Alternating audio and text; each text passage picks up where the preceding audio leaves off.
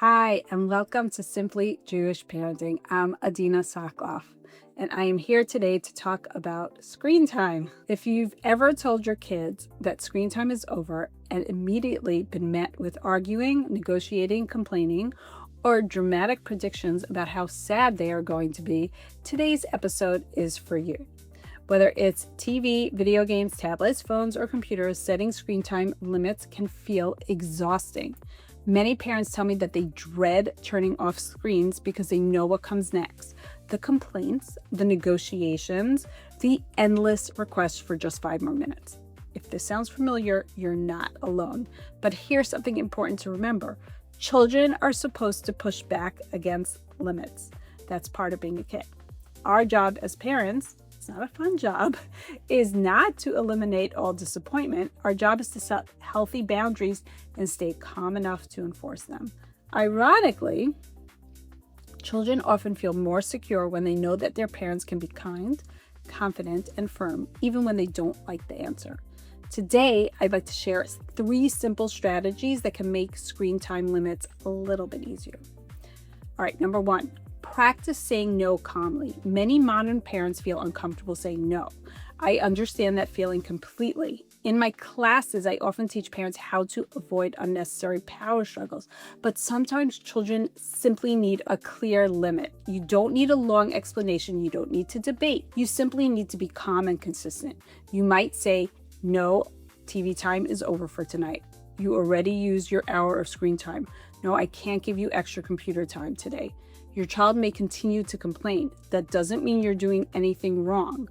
Children often test limits to see if we really mean what we say.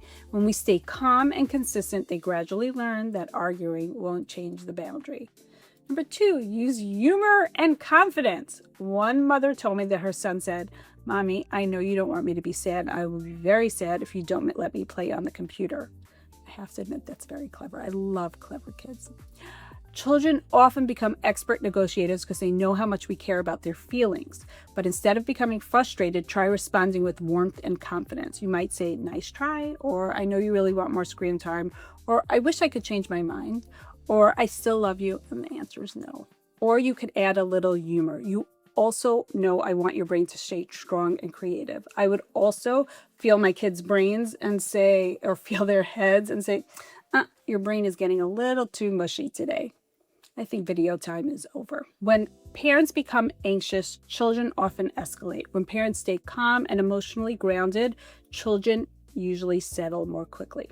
Okay, number 3, let boredom do its job. One of the most common things children say after the screens are turned off is, "There's nothing else to do." When children say this, many parents immediately jump into problem-solving mode. We start making suggestions, we entertain, we rescue, but boredom isn't dangerous.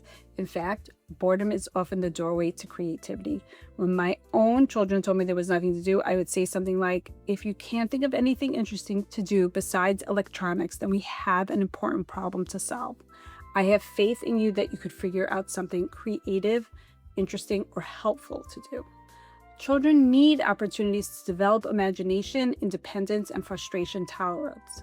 We don't want kids to rely entirely on screens to manage boredom, sadness, or downtime. Sometimes the best thing we could do is step back and give them space to figure things out for themselves. And often something wonderful happens. They build, they create, they read, they draw, they play, they discover that they are capable of entertaining themselves.